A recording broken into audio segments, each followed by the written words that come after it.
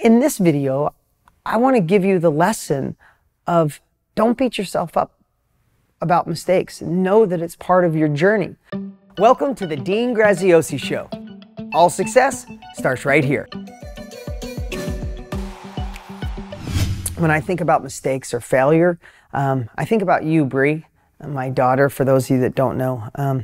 Bree, so many times when you make a mistake, or at least you perceive it as a mistake, which is probably just a lesson for you, I know that in the moment you can handle it, but when you're alone at night and you're in your room, I know you, again, you're 12 when I'm recording this, you get anxiety sometimes at night because you start thinking of the things you feel you did wrong, or maybe upset somebody, or maybe you felt you were rude to somebody, or you failed a test in school, and you allow it to eat you up. I shouldn't say allow. You're 12 years old. You're figuring this out. By the time you're watching this, you probably have it handled. But this is for you. This is for you, Brody. This is for future children. It's for anybody watching. I used to beat myself up so bad when it came to mistakes, especially when I couldn't read and I felt pathetic and I thought I was going to be left behind. My friends were going off to college and doing all these great things, and I was stuck in my little town going to be working on cars and greasy fingernails and sucking paint fumes from working in a collision shop. And man, every time I did something wrong, I beat myself up bad. If I felt I offended somebody, even if I didn't, I would beat myself up bad. If I thought I made the wrong choice, I should have went this way instead of this way, I would beat myself up bad. But here's what I want you to know at this phase of my life. And it's hard to get this perspective until you're actually here. I'm 50 now. I can look back. I'll look back and be wiser and smarter at 60 and 70 and 80 and 90 and 110. I got to go at least to 110. Maybe 115 is what I'm hoping. But here's the thing. Kidding aside, when I look back, it's those mistakes, it's those failures that actually sharpen the knife.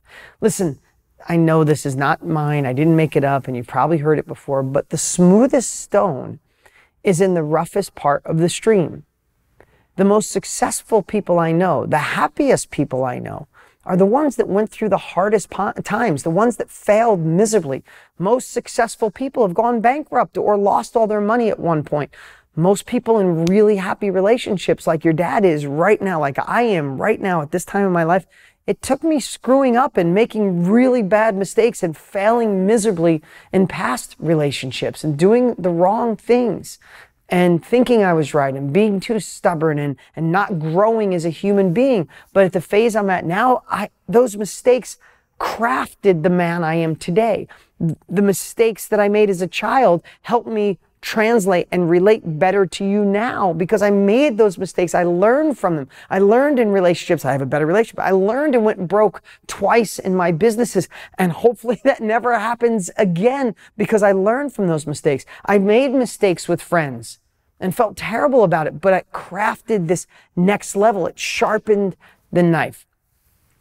So in this video, I want to give you the lesson of don't beat yourself up about mistakes. Know that it's part of your journey. Know that failure is a part of success. It's not a byproduct. It's not something that could happen. It is a must. You must fail. So I was on a plane and someone left their magazine in the little compartment. I pull it out and it was an article about Sarah Blakely, the owner, creator of Spanx. And as I remember it, she was there, the person interviewing said, how did you get over the failures that you had previous to Spanx? Like so many people, you'd fail and like give up. Like, oh my God, I tried that business thing twice. It didn't work. It hurt. It stung. I lost my money. How'd you keep going? And she said, and I hope I have instilled this in you guys, my children. I hope I help the whole world see this, whoever watches this.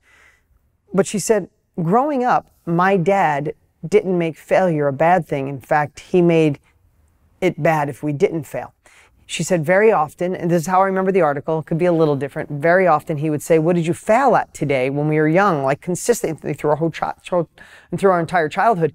And if she said nothing, he'd say, well, I guess you didn't push yourself enough today. So what does that mean?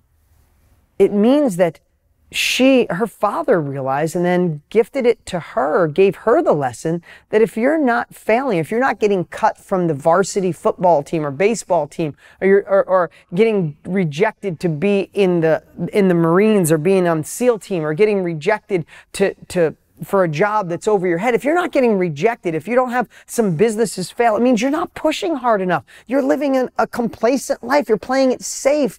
Listen, I'm going to say this until I'm blue in the face, until I'm 100. At the end of our lives, guys, I promise you're not going to look back and wish that you played it more safe.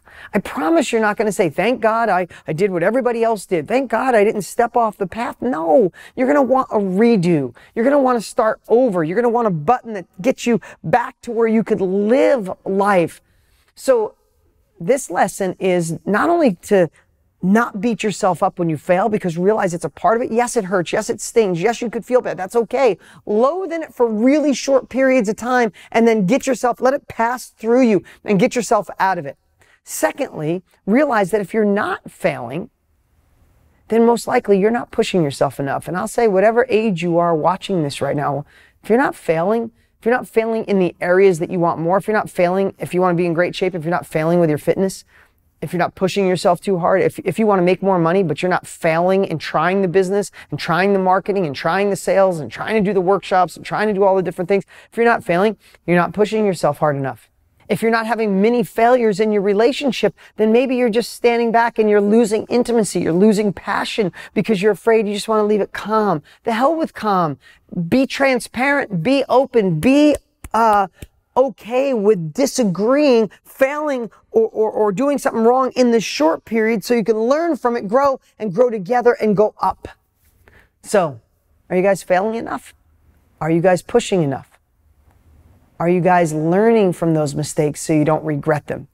And that's how we sharpen the knife. That's how the stone at the bottom of the river gets smooth from being worn, working hard in the roughest part. You want that next level? Be ready for failure and be okay with it. It's part of the journey. If you'd love to see a special in-depth training, 2-hour training with my dear friend Tony Robbins and I on something that could blow your mind, how you could share what you know, share your impact, share your strategies, share your knowledge, share your skills, make an impact on other people, and actually get paid to do it. It's unlike anything you could ever imagine. In fact, just go to deanstraining.com. That's deanstraining.com. Register for the free 2-hour training. It will blow your mind. And join me here week after week as I share the lessons to show you how to reach that next level of life. What's up? What's up? Hey, before you go, you need to watch these next few videos. They're absolute game changers. Hurry up and click right over here and watch them, and I'll see you there.